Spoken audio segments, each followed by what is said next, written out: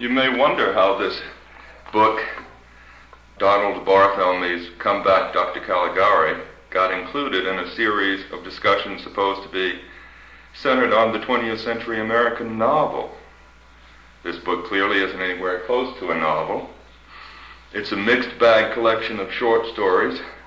We might even resist calling these various short pieces stories, since they're, some of them anyway, self-consciously abstract, rather in the way that some modern paintings are abstract instead of representational. But they are short. It is a mixed collection, nothing like the patient wholeness of a traditional novel. And I think that's a feature of what this collection, like Barthelme's later collections of short stories or non-stories, a feature of what this collection metaphorically means as a reflection of the fragmentation syndrome of our contemporary experience. Before I try to pinpoint some of the important features of these short stories, individually and collectively, I suppose I should mention the one book of Barthelme's, so far at any rate, that's more or less like a novel in relying on one main storyline for the length of a book. Though to be sure, it's a pretty short book. Snow White, it's called, and it is throughout a campy, sort of cynical updating of that familiar old children's favorite. I believe that book, Barthelme's hip modernization of the Snow White fable, is also a witty commentary on the well-known problems of getting our fragmented lives and fictions together. I mean, Barthelme's Snow White is in part a wry commentary on the difficulty, if not the impossibility, of putting together a long, sustained, book-sized work of fiction in an unsustaining world. If the life of our time darts or dwindles off every which way, how can a molded fiction of full novel length accurately mirror the nature of our experience? If we live in spurts and snatches, in now bland, now weirdly enigmatic bits and pieces, mightn't that be the most directly honest way to write? But this is a point that Come Back, Dr. Caligari, a more obvious non-novel, whereas Snow White we might call an anti-novel, that Come Back, Dr. Caligari more thoroughly makes. So let's turn to the collection before us with some general remarks from a famous essay by Ortega y Gasset, written several decades ago, about the general dehumanization of art and modern culture. Ortega y Gasset says that all modern art is unpopular, and it is not so accidentally and by chance, but essentially and by faith. And in making a number of comments about the general tendencies of modern art in their dehumanization forms, Ortega y Gasset sees that there's a sort of general style in modern art that tends, one, to dehumanize art, two, to avoid living forms, whatever he means by that, three, to see to it that the work of art is nothing but a work of art, four, to consider art as play and nothing else. I challenge that nothing else, but at any rate I think Ortega y Gasset is right about the concept of art as play in our time. Number five, Ortega y Gasset lists to be essentially ironical. Six, to beware of sham and hence to aspire to scrupulous realization.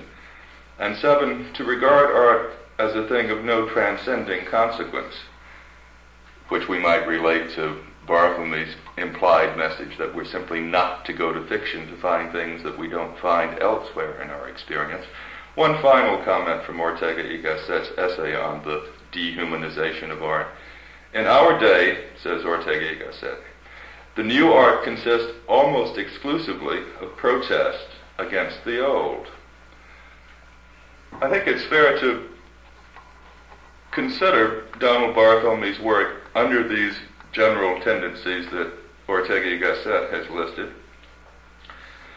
Barthelme, I think it's fair to say, doesn't write much about people, which is surely what primarily fiction has been about in the past, people either as individuals or as groups, societies or types.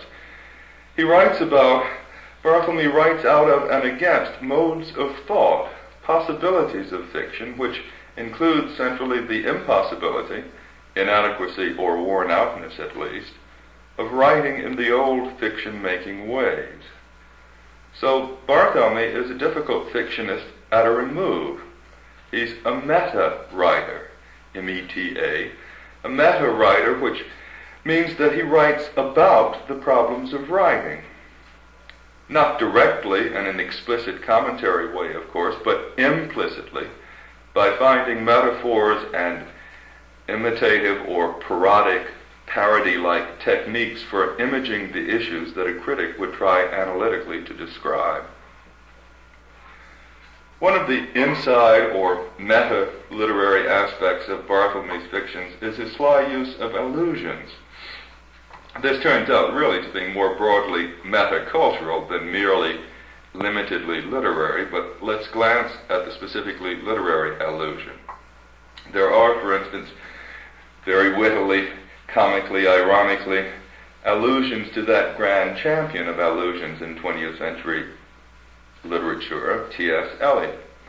The title of one piece in Come Back, Dr. Caligari, Marie, Marie, hold on tight. That title echoes a line from Eliot's elegantly fragmented poem about the decadence and disunity of modern civilization, The Wasteland. And another echo from that poem can be found, for instance, in the phrase Hyacinth Girl in the first section of Will You Tell Me? Or there's the paraphrase at the end of the Joker's Greatest Triumph.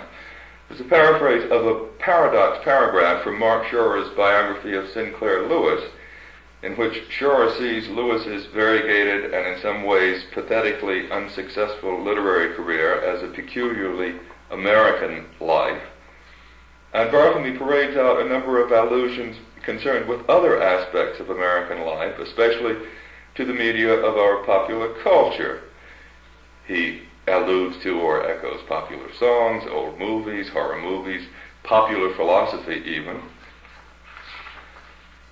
For old songs, for instance, the title, For I'm the Boy Whose Only Joy Is Loving You, is a line or a couple of lines from an old song of the 40s, or maybe it was the 30s, called Remember Me. And maybe it's worth noting that in that story, Bloomsbury, the character's name, echoes the name of the Bloomsbury Group, which included such celebrated figures as Virginia Woolf, Lytton Strachey, Maynard Keynes.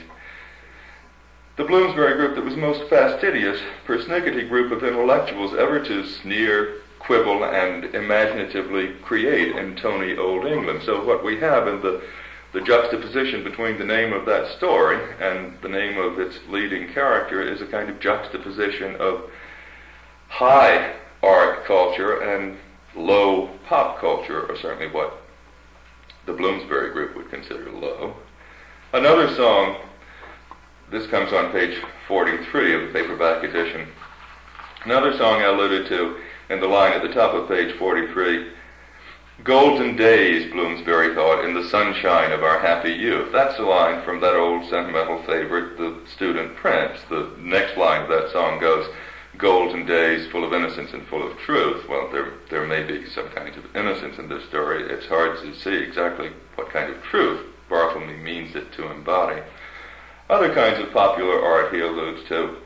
The movies, for instance, the big broadcast of 1938, that title, like the overtitle of the whole collection, Come Back, Dr. Caligari, refers back to well-known movies of the past.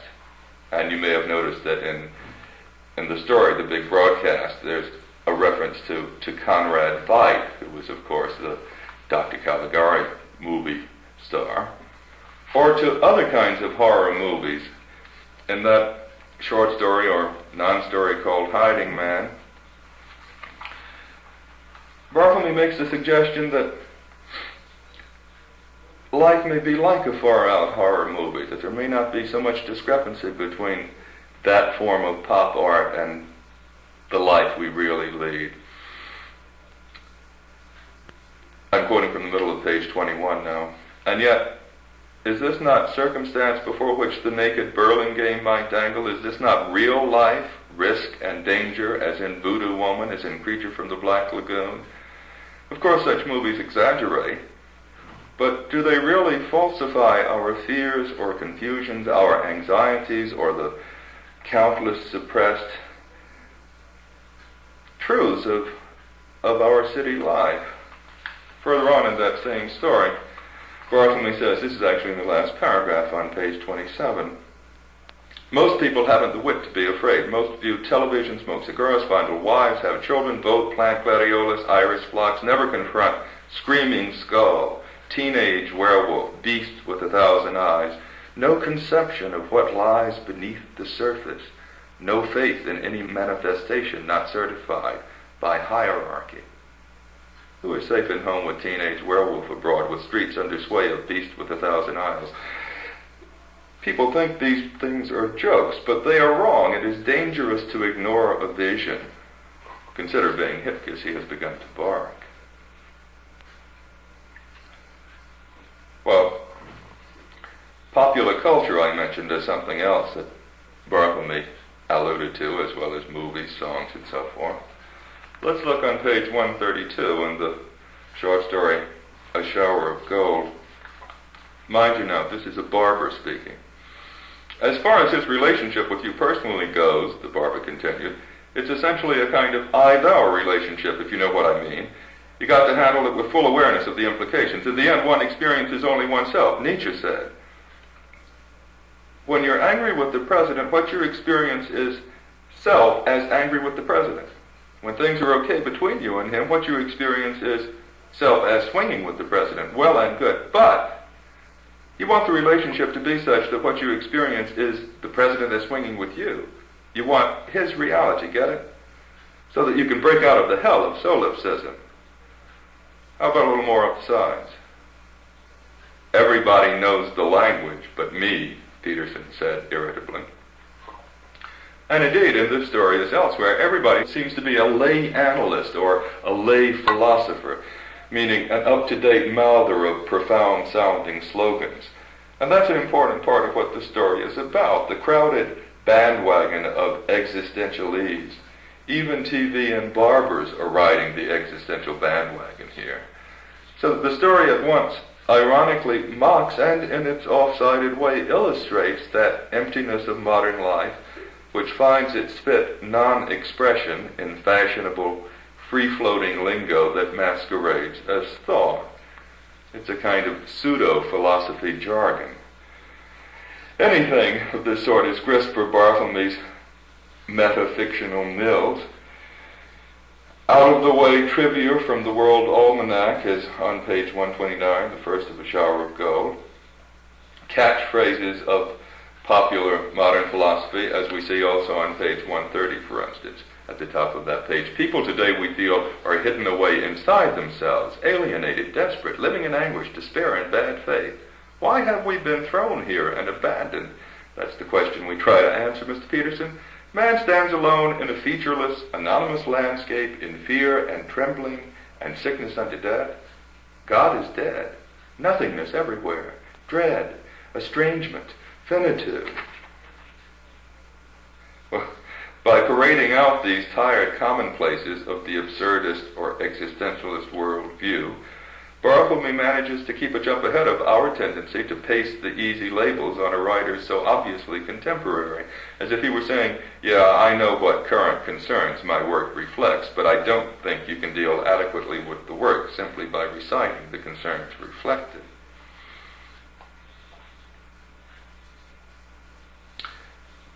But to get back to specifically literary allusions, we find Barthelme alluding to or echoing not only individual works,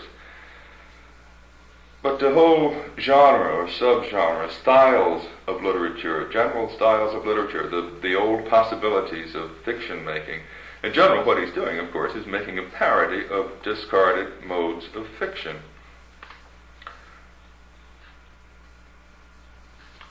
For instance, take the story, For I'm the boy whose only joy is loving you, in which we find a devastation of possible styles in fictional discourse. two basic traditional possibilities of language of narration and language of characters talking are humorously tried and found wanting, suggesting that plaguey question that if fundamental styles of fiction have been worn out, how nowadays is fiction to be made?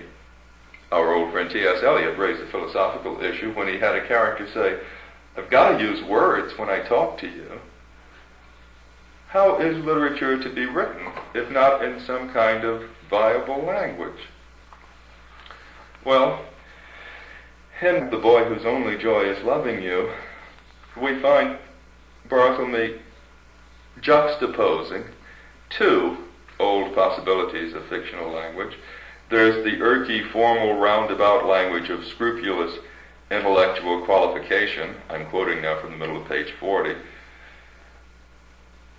Were you married, it would affect the legal question whether or not the family qua family endures beyond the physical separation of the partners which we have just witnessed. Bloomsbury understood that Whittle did not wish to be thought prying, and understood also, or recalled rather, that Whittle's wife or former wife had flown away in an aircraft very similar to, if not identical with, the one in which Martha, his own wife, had elected to fly away, etc., etc. This is not a language that's never spoken exactly, but it's an artificial language. It's a language that regrettably is spoken, for instance, by academic puffs when they feel obliged to speak formal prose rather than simply to talk. To use language, in other words, not so much to communicate as to protect themselves.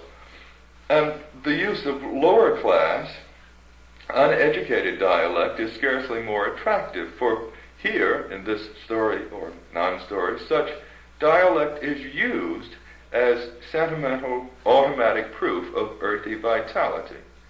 If you notice what's said within the earthy dialect and the way it's laid on with a heavy, essentially condescending hand, you'll see that the symbolic idiom of, say, D.H. Lawrence is bashed against the symbolic idiom of, say, Henry James, or if not specifically Henry James, at least a literary style we might call the language of elegant British-like circumlocution. These two styles or idioms or languages are bashed against one another to produce not a judgment of one by the other, but a ridiculous deflation of both. Neither delicate circumlocution nor earthy folk talk seems usable after this devastation. Moreover, what happens in this weird story is virtually unimaginable in terms of the two incongruent styles in which it is set.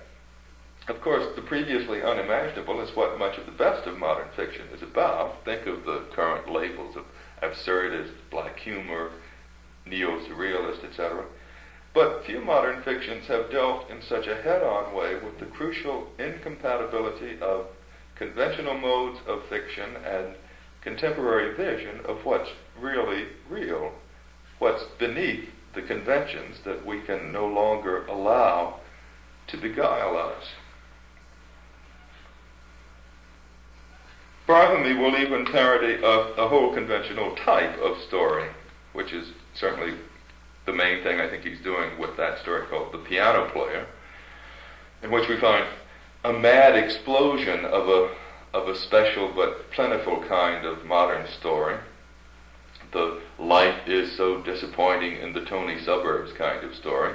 It's what many call the New Yorker kind of story, here reduced to quite incredible absurdity.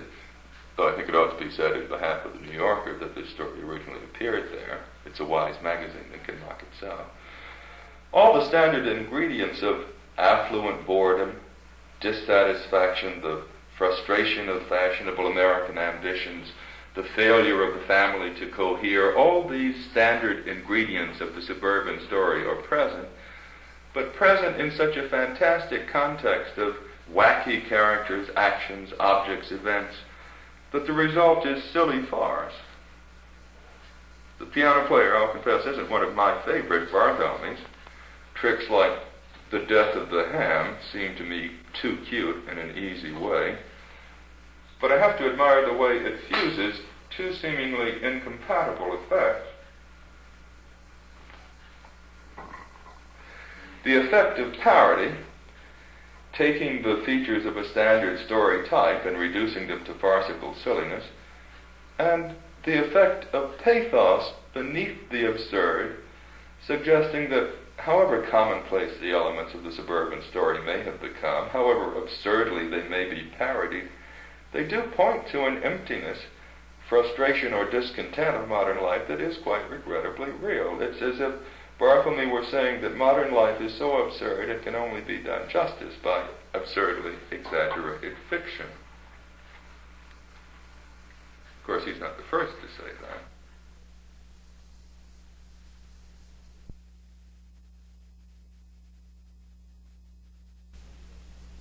Well, maybe that's enough about allusions for the time being, at any rate. Let's look at another, perhaps more immediately obvious feature, if you'll pardon the rhyming. I mean the feature of confusions.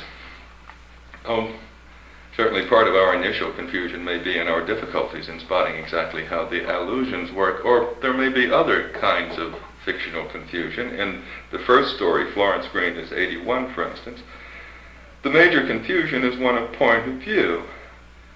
We're caught up confusingly in the rambling mind of Baskerville. You might notice that that's a cute allusion to a kind of meta-literary feature, that is, to an old type name. Printers use Baskerville type. The rambling mind of Baskerville, which includes rambling from third person to first person to second person, so that it's likely to take us a while to figure out exactly what is the point of view in this story, or what's the range of points of view, what finally is the center of the story. And that's certainly not the only kind of fusion that Barthelme traffics in. Oh, take Up Aloft in the Air, for instance, where we have, among other obvious features, a kind of dislocations of language that have to do with the tendencies, conventions of bad writing, or even the fancy phrasing of certain kinds of good writing, but by and large a busy burlesque of highfalutin cliches of exotic decor and behavior as well as of phrasing. Here, in Up Aloft in the Air, all kinds of cliches are comically deflated by being overinflated. Look on page 94, for instance. Bravery was everywhere, but not here tonight, for the gods were whistling up their mandarin sleeves in the yellow realms where such matters are decided for good or ill. Pathetic in his servile graciousness, Saul explained what he could, while the guests played telephone games in crimson anterooms. Or, at the bottom of page 95, yes, Buck said, for a foreign sculpture of Bavarian doubtless was singing, "You can take your love and shove it up your heart." Covered though he was with stone dust and grog, the crowd roared at the accompanist playing the exotic instruments of Cleveland, the dolart, the mangle, the bim, strummed swiftly fingers, etc. There are other kinds of displacement that are confusing here, of course, including the familiar device of flagrantly giving an old word a new job, unlike any it has had to do before. Look on page 96, for instance, where about a third of the way down the page somebody said to have lurked into the Cleveland Air Terminal, or about two-thirds down it says, affection was running riot under the reprehensible scarlet sky. And perhaps most obvious and puzzling in the dislocations of this story, there are the wild irregularities of what happens in Cleveland, Akron, Toledo, and Cincinnati, for goodness sakes. Talk about exotic places. Or dislocations of this kind. Let's look back at that story, Will You Tell Me, in which on page 32, about the middle of the page, we find this statement. Edward was tired of posing for Charles's poem. He stretched, growled, and bit himself. And that's a typical semantic dislocation. The syntax seems to be secure, the grammar seems to be all right, but the meaning's unsettled. Usually one poses for a painting, not a poem. One may frequently stretch, even metaphorically growl, but to bite oneself seems pretty kooky. So ordinary language has been violated by extraordinary action. Here, The semantic dislocations are compounded by constant dislocations of time and place. The common fictional devices of flashbacks and shifts of place are so frequent here, so jumbled, as to be quite ludicrous, perhaps a travesty of all such narrative techniques. Here characters, or for that matter actions, signify only like checkers on a checkerboard, as blank little things to be moved about for the pleasure of the game. That principle of play we remember. Plot isn't so much a matter of this happened and then that followed, as it is a matter of the author's shifting his pieces of non-narrative about in an entertainingly ingenious way. That is, what's plotted isn't so much what happens in a story as what the author does in arranging the humorously abundant elements of his non-story. We are led to care not about things in the story, but about the jigsaw puzzle contrivance of the fiction. At the last, as a kind of summing up joke, one of the characters in the story even gets into the confusion of all of these names proliferating all around the place without much characterization. At the last, she says, "That sounds wonderful, Aaron," and then corrects herself. Eric? Even the characters can't keep straight the names of other characters, and there's a faint suggestion finally that this mockery of proliferating characters, really here simply of character names, in fiction is not just a parody joke. It can conceivably apply to confusion or dislocations of persons in real life. Of course, the author is mocking a confusing multiplication of characters in so-called realistic fiction, but allowing for the possibility that that kind of confusion really is realistic.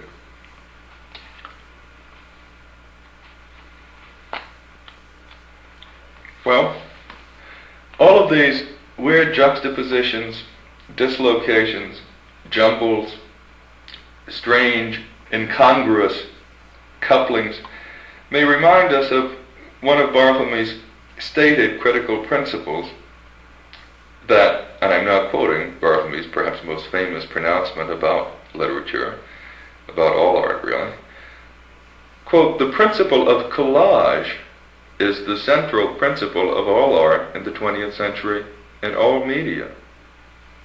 Collage. That's a technical term borrowed from the visual arts, of course. It means pasting together, gluing things together, pasting up, sticking something onto something. It's the kind of thing that happens in 20th century art when Picasso, say, glues paste onto the surface of a painting, a fragment from a newspaper or old wrapping paper or something. Collage as a juxtaposition of fragments. This reminds me of another critical statement of Barthelme's, quote, "The only forms I trust are fragments." Disjunctions, juxtapositions seem to be his mode of art, and this statement about fragments may in fact remind us of our old friend T.S. Eliot again. Remember this line? "These fragments I have shored against my ruins." That's Eliot at the end of The Wasteland, a poem that tells us in effect that epic is not possible in the modern world, as Barthelme may be taken to tell us that all kinds of fiction aren't possible in the modern world, whether it be the novel or even all kinds of short story. Well, let's look at a story that in this collection, Come Back, Dr. Caligari, is most clearly an example of fictional or a sort of non- or metafictional collage, the Viennese opera ball that starts on page 61, which we could label as the crafty art of juxtaposition. It's certainly a weird story in that there seems to be no story. It is, in fact, a very clear example of verbal collage. Prose and non-prose from a broad variety of sources, from dictionary, encyclopedia, bibliography, machine specifications, from the fluff of fashion models' official biographies, All these divergent materials are gathered together willy-nilly, it seems, like so many dissimilar clippings, randomly cut out and randomly pasted together to make a kind of patchwork quilt of verbal samples. The basic effect is one of jumble, juxtaposition, an odd incongruity of unlike textures assembled without any discernible logic of connection. There's not much discernible pattern in the jumble, certainly not at a first glance, aside from a few recurrent phrases or those recurrent glimpses of the models at the posh charity ball. And I confess I don't find that the story, or non-story, encourages me to probe very deeply for some hidden pattern or logic beneath the apparent randomness of this patchwork. In a way, this particular jumble can be seen as a witty metaphor for such incongruous snatches of divergent conversations as might be overheard at a large social gathering, and this in turn may suggest the babble of modern tongues, as in the background of many Barthelme pieces, the historical symbol one may apprehend is the Tower of Babel rising into the clouds and driving men batty. So the whole non-story might be seen as a metaphor for the modern jumble of languages, with everyone tending to take refuge in his own uncommon specialist lingo. That is, the verbal collage of the Viennese opera ball wryly images our contemporary difficulties of connecting, communicating, getting things together. International fashion models at $60 an hour, nuggets of news or technical information from all over, even the doctor's specialized mumbo-jumbo about a dangerous operation, what a great deal of dreck. And all of this stuff, serious and trivial alike, jumbled blankly together, what a bore. But I don't think the boredom is unintended. That is, isn't this the world we live in, the verbal jumble we're all a part of, even if we never get to big, fancy charity balls? So we do have this process of a kind of dehumanization of fiction that's imitated, parodied, imaged in Barthelme's work. In the big broadcast of 1938, there's a perfectly poignant situation, or potentially poignant, the breakup of a marriage, which is recounted in the midst of such weird goings-on and such a weird roundabout mock Jamesian style of talking, that the potential poignancy simply hasn't a chance to emerge. There is, to be sure, something interesting about a character named Bloomsbury who trades an old house for a radio station of his own and proceeds to play hours of the Star-Spangled Banner, interspersed with arch monologues addressed to his estranged, imperious wife, and something interesting about such a wife who could hang out at the studio, at the radio station in toreador pants, hoping to entice him into a renewed intimacy by posing as a stranger who used to be a president of a Conrad Veidt fan club. But the interest isn't the kind that involves us in sympathy with characters that seem to be living beings. No, it's interest in their abstract weirdness, in their lack of old-fashioned fictional life, in the very fact that we can be so detached from, and never for a moment believe in, these fantastics. You might compare with this our appreciation of engaging weirdos in Dickens's fiction. So it's not at all the old-timey interest of involvement with vital characters, but rather a quite detached puzzlement or amusement at their eerie lack of character.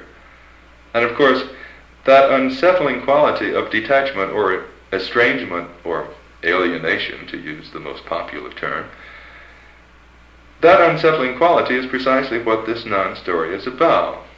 And it's about that in two ways, both in the unbelievable subject matter that it sketches and in the uninvolving parodic technique it uses. Both matter and manner are alienated here.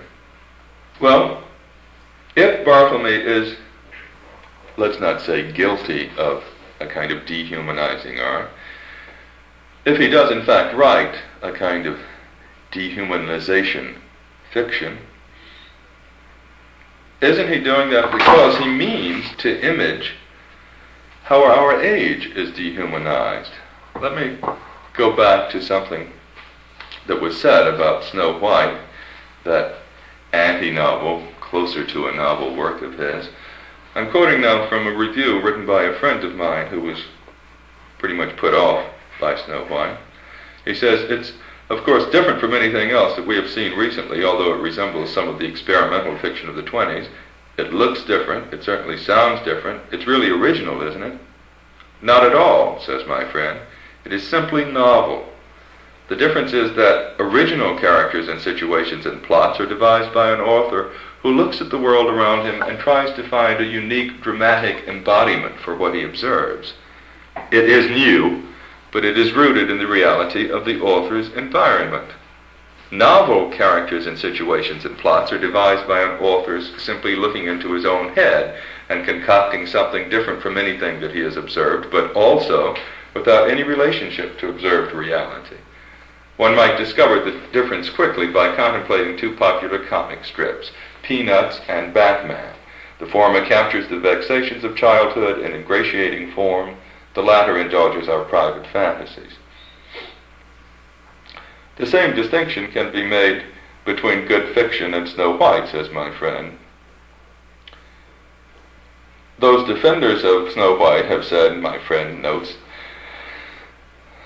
that Barthelme's point is that the kind of fairy tale originally told about Snow White and Prince Charming is impossible in the modern world. But does anyone seriously think it is possible? Well, I'd respond to that nobody ever did, really.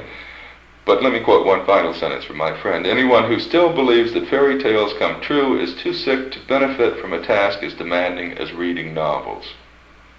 Well, let's try another tack. How about the possibility of Barthelme wittily commenting on the modern practice of using an old myth as the stabilizing framework for fiction in an age when no foundation of belief can be assumed in the would-be community of authors and readers? This is a very standard practice that we recognize in James Joyce using the old legend of Ulysses, and John Updike's fiction, the Centaur, and Faulkner and Steinbeck's use of biblical parallels. Or to move to the stage, there's Archibald MacLeish's modern recasting of the story of Job.